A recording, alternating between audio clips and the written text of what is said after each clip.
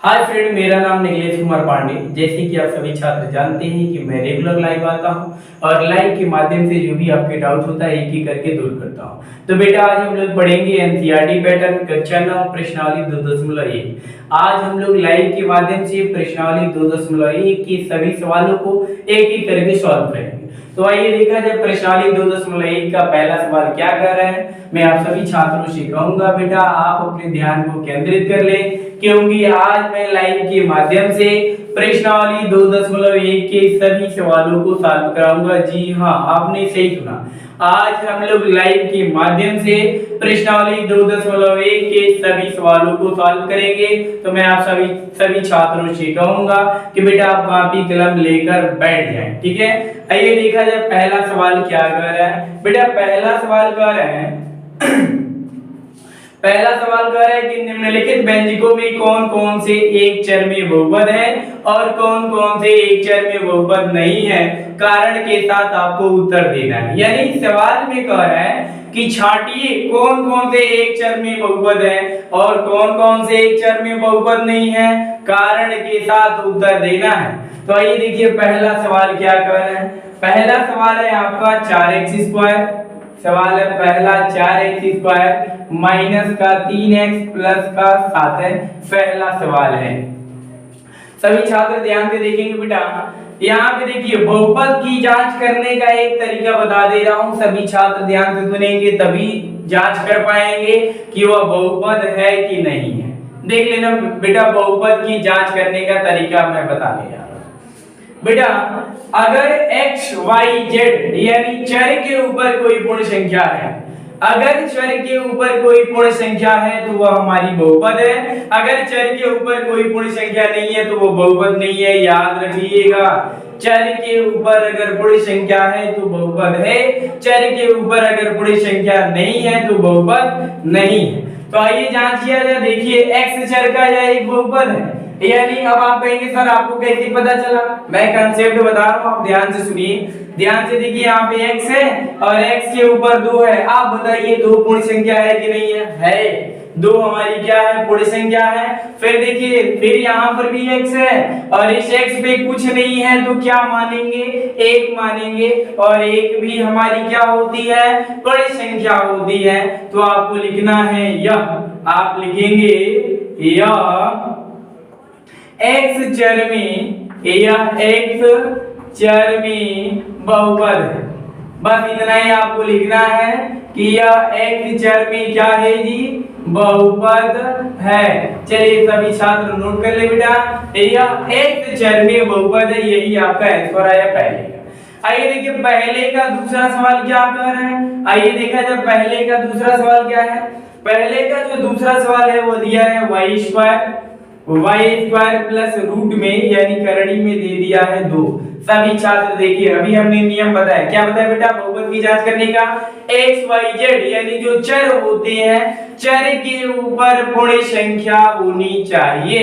अगर चर के ऊपर पूर्ण संख्या है तो बहुपद है, अगर नहीं है तो बहुपद नहीं है। देख लीजिए यानी y² बताइए चर है कि नहीं है? y हमारा चर है, इसके ऊपर 2 है, स्क्वायर है।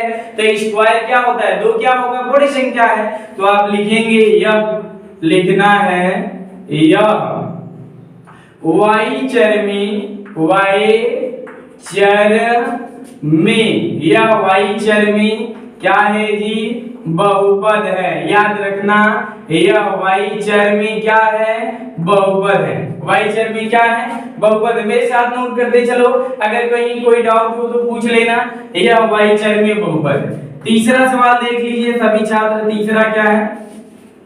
तीसरा जो है, तीसरा सवाल आपका दिया है 3 और फिर इसके बाद लगाया है रूट यानी करड़ी, और करड़ी में दिया है स्मॉल t, फिर दे रहा है प्लस, अब दिया है t यानी स्मॉल t को बाहर किया है, रूट के अंदर कर दिया है 2। अब क्या करेंगे? अब आप कहेंगे सर इसमें तो रूट आ गया है, क्या करें? घबराने की जरूरत नहीं है। मैं जैसे बता रहा हूँ ध्यान से सुनिए, बहुत ही आसान है प्रश्नावली, बेटा यह बहुत ही आसान प्रश्नावली है, अगर ध्यान से देखोगे तो कहीं कोई डाउट नहीं होगा। अगर डाउट है भी तो कमेंट के माध्यम से आप पूछ सकते हैं, कहीं कोई डाउट आपको नहीं होना चाहिए। चलिए आइए देखिए बेटा 3t दिया है। अब आप कहेंगे सर आपने कहा था चर के ऊपर पूर्ण संख्या होनी चाहिए और इसमें रूट आ गया है, तो रूट को हटाइए, चलिए पावर के रूप में लाइए।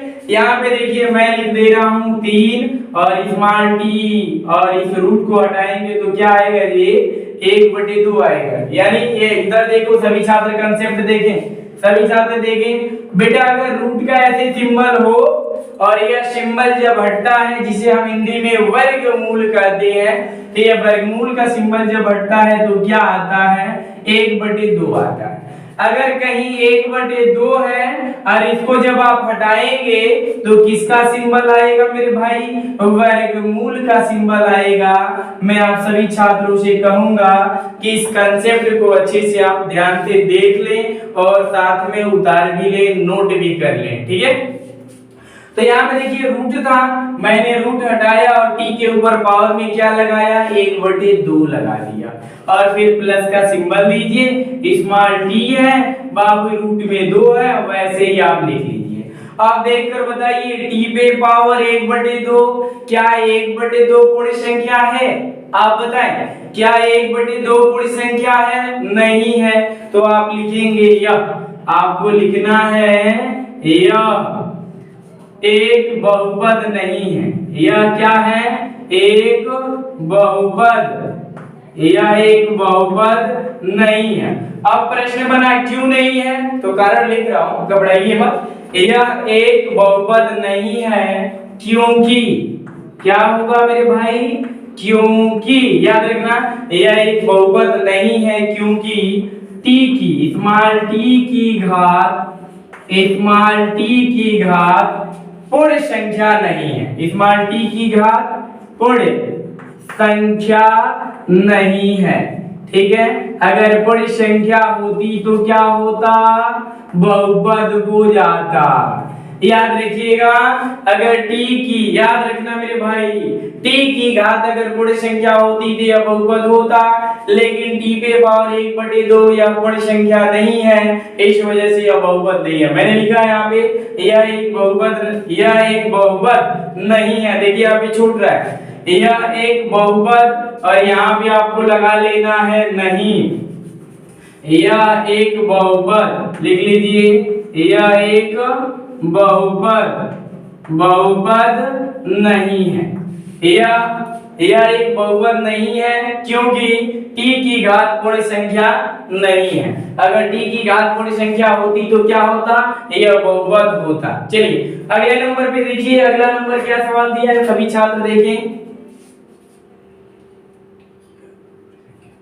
चलिए बेटा अब इसके बाद आता है चौथा, पहले का चौथा। आइए देखा जाए पहले का चौथा क्या है। मैंने आपसे बोला भी था कि यह प्रश्नावली बहुत ही आसान है, कहीं आपको घबराने की जरूरत नहीं है, ठीक है। अगर आपको नहीं समझ में आया तो आप कमेंट करके बता सकते हैं हमें कि सर समझ में नहीं आ रहा है, ठीक है। चलिए मैं चौथे सवाल को नोट कर रहा हूं, सभी छात्र देखिए चौथा सवाल क्या है। चौथा जो सवाल है बेटा, चौथा नंबर जो सवाल है दिया है y+2 बटे में y है। अब सभी छात्र ध्यान से देखें, इसमें 2 बार y लिखा हुआ है, देख रहे हैं, इसमें 2 बार y लिखा हुआ है, तो यहाँ पर y पे पावर 1 तो है, y के ऊपर कुछ ना हो तो पावर घात मान लेते हैं 1, और 1 हमारी क्या है, पूर्ण संख्या है। लेकिन याद रखिएगा इस y को जब आप ऊपर भेजेंगे तो इस पे एक पावर माइनस आ जाएगा, यानी ये y जब 2 के पास ऊपर अंश में जाएगा तो इस पे घात 1 माइनस आ जाएगा, और माइनस हमारा एक पूर्ण संख्या नहीं है। याद रखिएगा -1 हमारा क्या है, पूर्ण संख्या नहीं है, इसलिए यह बहुपद नहीं है। फिर समझा रहा हूं, समझ लीजिए, यहाँ पे y पे पावर 1 दिया है, यह तो बहुपद है, लेकिन जब y को, इधर दूसरे y को देख लीजिए, दूसरे y को जब अंश में आप भेजेंगे तो इसके ऊपर एक माइनस घात आ जाएगा, -1 आ जाएगा। आज जब -1 आएगा तो याद रखिएगा माइनस वाली संख्या यानी -1 हमारी पूर्ण संख्या नहीं होती है, इसलिए यह बहुपद नहीं है। आपको यही लिखना है, यह बहुपद नहीं है, बस यही लिख लीजिए। यह क्या है, यह बहुपद नहीं है। चलिए सभी छात्र उतार लें, यह बहुपद नहीं है। क्यों नहीं है, क्यों नहीं है लिख दो। चलिए मैं लिख दे रहा हूं, क्योंकि यह बहुपद नहीं है क्योंकि y की घात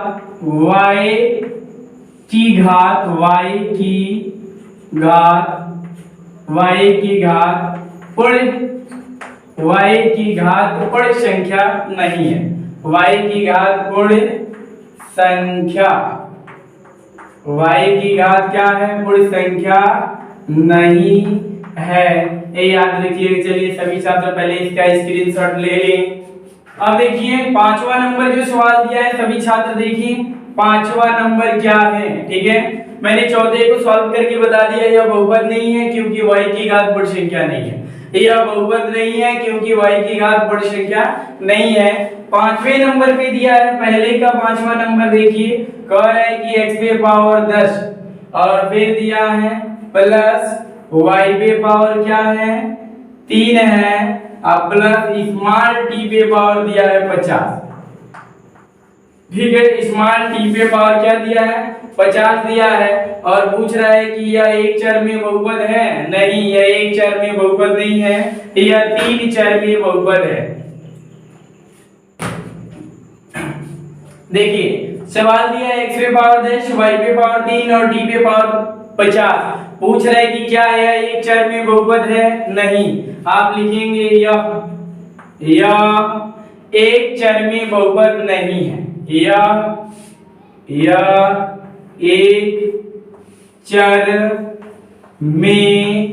यह एक चरमीय बहुपद नहीं है, बहुपद नहीं है। बस यही इसका आंसर आया, आप उतार सकते हैं। यह एक चरमीय बहुपद नहीं है। क्यों नहीं है, यहाँ पे देखिए, यहाँ पे x दिया है, y दिया है, t दिया है, सब अलग अलग है। समझ रहे हैं, एक पे क्या है x और एक पे यहाँ पे देखिए y, यहाँ पे क्या दिया है स्मॉल t दिया है, तो इसलिए कहेंगे यह एक चरमीय बहुपद नहीं है, यह एक चरमीय बहुपद नहीं है। चलिए अगले नंबर पे देखिए, दूसरा सवाल क्या कर रहा है, प्रश्नावली 2.1 का दूसरा सवाल। सभी छात्र देखें,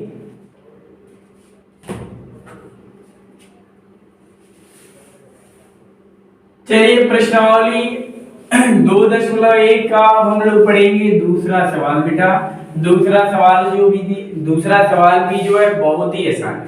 अब हम लोग पढ़ेंगे प्रश्नावली 2.1 का दूसरा सवाल। तो आइए देखा जाए प्रश्नावली 2.1 का दूसरा सवाल क्या कर रहा है। चलिए इसमें दूसरा सवाल दिया है कि निम्नलिखित में से प्रत्येक में x स्क्वायर का गुणांक लिखिए। आइए देखिए, गुणांक आपको लिखना है। पहला सवाल दिया है, देखिए दूसरे का पहला है, यह दूसरे का क्या है जी, दूसरे का पहला है। ठीक है, दिया है 2 + x स्क्वायर और प्लस का दिया है x और पूछ रहा है कि x स्क्वायर का गुणांक बताइए। x स्क्वायर का क्या बताइए, गुणांक बताइए। तो चलिए सभी छात्र देखें x स्क्वायर का गुणांक क्या होगा। गौर से देखो, गुणांक का अर्थ हुआ x स्क्वायर किसके साथ गुणा कर रहा है, x स्क्वायर किसके साथ गुणा कर रहा है। गौर से देखो, यहाँ पे कुछ दिख रहा है, नहीं कुछ नहीं दिख रहा है, तो मान लेंगे 1, यानी x स्क्वायर 1 के साथ क्या कर रहा है, गुणा कर रहा है। क्योंकि 1 से x स्क्वायर में गुणा करेंगे तो सॉल्यूशन क्या आएगा, x स्क्वायर ही आएगा। तो आपको लिखना है x स्क्वायर का गुणांक। आप लिखेंगे x स्क्वायर का गुणांक बराबर में क्या होगा, 1। ठीक है, पूछ रहा था कि x स्क्वायर का गुणांक बताइए, तो x स्क्वायर का गुणांक बराबर में क्या आया, 1 आया। समझ रहे हैं। चलिए दूसरा देखिए, दूसरे का दूसरा सवाल क्या कर रहे हैं।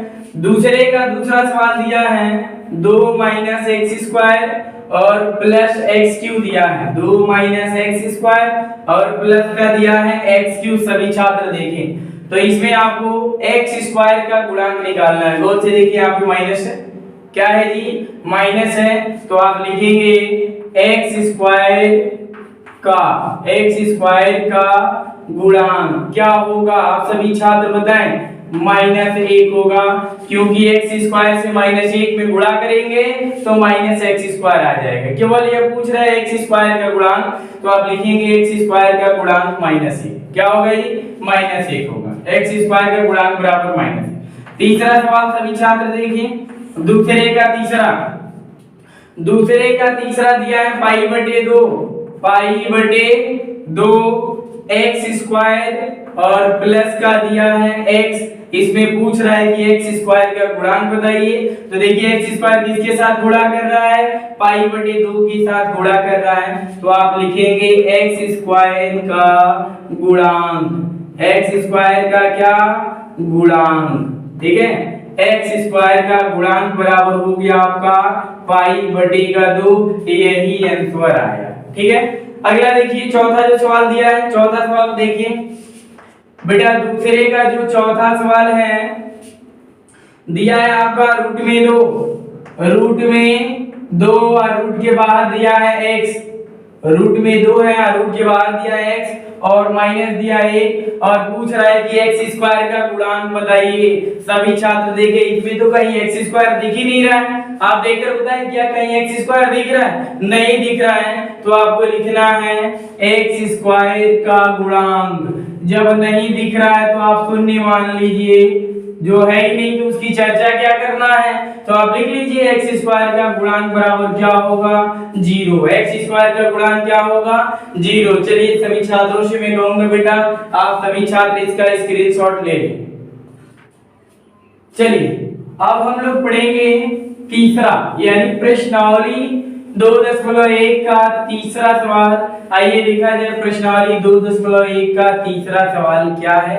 चलिए सभी छात्र ध्यान से देखिए मेरे भाई, प्रश्नावली 2.1 का तीसरा सवाल अब मैं आप सभी छात्रों को बताने जा रहा हूं, देख लीजिए।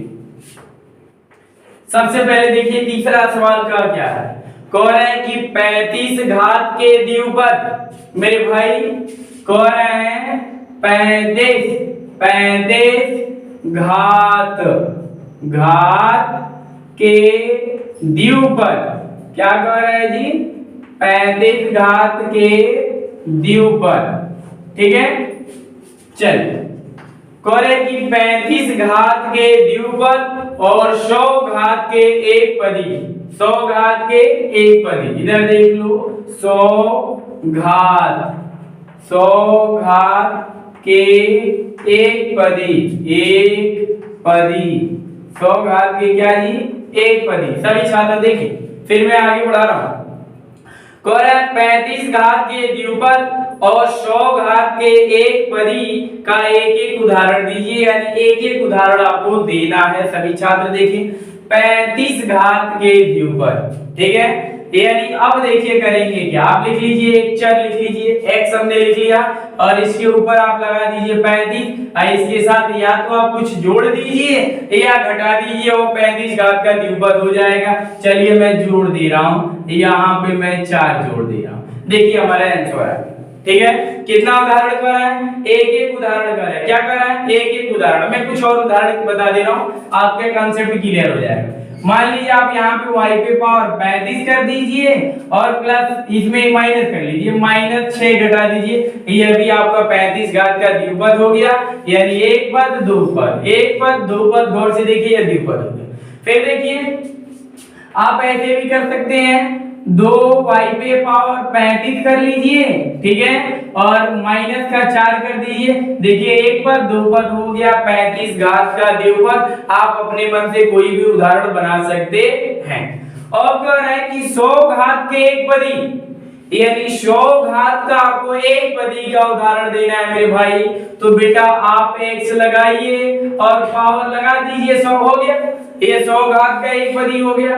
दूसरा उदाहरण देखिए आप ऐसे कर दीजिए, 2y पे पावर 100 कर दीजिए, ये भी 100 घात का एक पदी हो गया।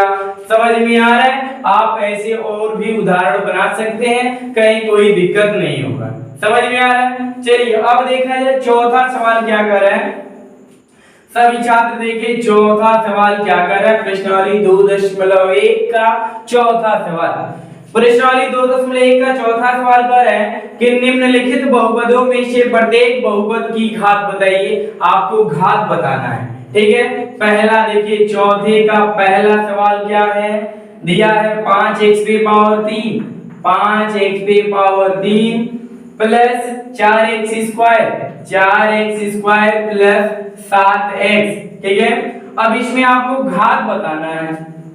कह रहे हैं कि निम्नलिखित बहुपदों में घात बताइए, तो बेटा इसमें जो सबसे बड़ा जो घात होगा वही आपका बहुपद की घात होगी। तो आप लिखेंगे क्या, घात। घात बराबर सबसे बड़ा घात क्या है, 3 है। थोड़ा क्या, बहुपद की सबसे बड़ी जो घात होगी वही बहुपद की घात होगी।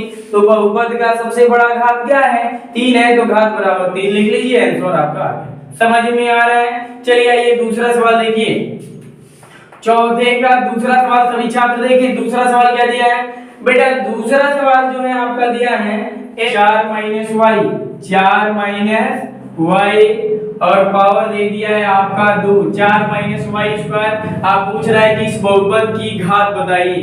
बहुपद की क्या बताइए, घात बताइए। तो आप लिख लेंगे बेटा बहुपद, क्या लिखेंगे, बहुपद।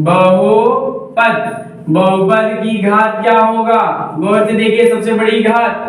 अरे भैया y पे पावर 2 है, तो आप लिख लेंगे बहुपद की घात क्या हो जाएगा, 2 हो जाएगा। चलिए चौथे का तीसरा सवाल देखिए सभी छात्र। चौथे का तीसरा सवाल क्या कर रहा है, चौथे का तीसरा जो दिया है आपका 5t दे रहा है 5t और माइनस रूट में दिया है 7। तो इस पे आपको बताना है कि बहुपद की घात क्या होगी। t पे पावर क्या है, 1 है, कुछ नहीं होगा तो मानोगे 1, तो लिखना है मेरे भाई बहुपद की घात। आप लिखिए बहुपद की घात। बहुपद की घात क्या होगी, 1 होगी। टी पे पर कुछ दिख रहा है, नहीं दिख रहा है, तो 1 मान लेंगे, बहुपद की घात 1 होगी। चलिए अब चौथे का चौथा सवाल देखिए। चौथा सवाल क्या होगा, चौथा सवाल दिया है आपका केवल 3 हमारा अचर है। 3 हमारा क्या है, अचर है। अचर तो बहुपद है, याद रखिएगा बहुपद है, लेकिन अचर जो होगा उसकी घात हमेशा 0 होती है। उसकी घात क्या होती है, हमेशा 0 होती है। तो आपको लिखना है बहुपद की घात। क्या है मेरे भाई, बहुपद की घात। बहुपद की घात, ठीक है। तो बहुपद की घात क्या होगा, 0 हो जाएगा, क्योंकि यह अचर है और अचर हमारा बहुपद है, ठीक है। लेकिन अचर पे हमेशा क्या होता है, उस पे घात क्या होगा, 0 होगा। तो यह हो जाएगा बहुपद की घात बराबर 0, ठीक है। चलिए आगे बढ़िए। यहाँ पे बहुपद घात केवल लिखा हूं, आप बहुपद की घात कर लेंगे। बहुपद की घात हो जाएगा क्या, 2 हो जाएगा। चलिए मैं सभी छात्रों से कहूंगा एक एक करके बेटा चलिए आप इन सब का स्क्रीनशॉट ले लें, ठीक है। आगे बढ़िए, 5वां सवाल। अब हम लोग पढ़ेंगे 5वां सवाल, इसके बाद प्रश्नावली समाप्त हो जाएगा, ठीक है। मैं आप सभी छात्रों से कहूंगा अगर मैं जो भी आपको बता रहा हूं बेटा समझ में आ रहा है तो आप लाइक करें, कमेंट करें और मेरे वीडियो को अधिक से अधिक शेयर करें, ठीक है। मैं आप सभी छात्रों से हमेशा कहता हूं कि अगर नहीं समझ में आ रहा है तब भी आप कमेंट के माध्यम से बता सकते हैं कि सर समझ में नहीं आ रहा है। अगले दिन जब मैं लाइव आऊंगा तो उस टॉपिक को रिवाइज कर दूंगा अगर आप कहेंगे तब, ठीक है। देखिए 5वां सवाल क्या है सभी छात्र, देखिए 5वां सवाल। 5वां सवाल कह रहे हैं कि बताइए कि निम्नलिखित बहुपदों में कौन कौन से बहुपद रैखिक बहुपद है, कौन कौन से द्विघाती है और कौन कौन से त्रिघाती है। यानी छांटना है, रैखिक बहुपद, द्विघाती बहुपद, त्रिघाती बहुपद, ये सब छांटना है। तो देखिए 5वें का पहला मेरे भाई, पहला दिया है x² + x। देखकर बताओ ये कौन सा बहुपद है, द्विघाती बहुपद है। तुम कहोगे सर आप कैसे जान गए, कैसा बहुपद, सुन लीजिएगा, कंसेप्ट में मैं बता दे रहा हूँ। कह रहा है कि रैखिक बहुपद छांटिए, द्विघातीय बहुपद छांटिए, त्रिघातीय बहुपद छांटिए। तो जिस चर पे एक घात होगा रैखिक बहुपद होगा, जिस चर पे दो घात होगा द्विघातीय बहुपद होगा, और जिस चर पे तीन घात होगा वो त्रिघातीय बहुपद होगा। तो देखिएगा चर के ऊपर कितना पावर है। जी दो घात है तो आप लिखेंगे यह द्विघातीय बहुपद है। आप क्या लिखेंगे, यह द्विघातीय बहुपद है। द्विघातीय क्या है ये, यह द्विघातीय बहुपद है। चलिए सभी छात्र नोट कर ले कौन सा बहुपद है, तो दो घातों वाला बहुपद है। चलिए पांचवें का दूसरा, आइए पांचवें का दूसरा देखा जाए। पांचवें का दूसरा दिया है कि x माइनस एक्स की पावर 3, x माइनस एक्स की पावर 3, देख लीजिए कितने घात वाला बहुपद है, तीन घात वाला बहुपद है। तो आप कहेंगे सर जी यह क्या है, त्रिघाती बहुपद है, तीन घात वाला बहुपद है, यानी यह आपका त्रिघाती बहुपद है। ठीक है, चलिए पांचवें का तीसरा, आइए पांचवें का तीसरा देखा जाए। सभी छात्र देखिए पांचवें का तीसरा, पांचवें का तीसरा आपका दिया है y प्लस वाई स्क्वायर, आप प्लस का दिया है 4। तो देखिए पावर कितना है, y पे पावर कितना है, 2 है। ठीक है, तो आप लिखेंगे यह क्या है, द्विघातीय बहुपद है। यह क्या है जी, यह द्विघातीय बहुपद है, यानी दो घात वाला बहुपद है, द्विघातीय बहुपद है, बहुपद है। चलिए सभी छात्र नोट करते चलिए मेरे साथ, सभी छात्र नोट करें। चलिए अगले नंबर पे देखिए, अगला क्या कर रहा है। चलिए अगला जो दिया है पांचवें का चौथा सवाल देखें। पांचवें का जो चौथा सवाल है वो दिया है 1 प्लस एक्स। पांचवें का चौथा सवाल है 1 प्लस एक्स, 1 प्लस क्या है, एक्स है, क्या है, 1 प्लस एक्स है।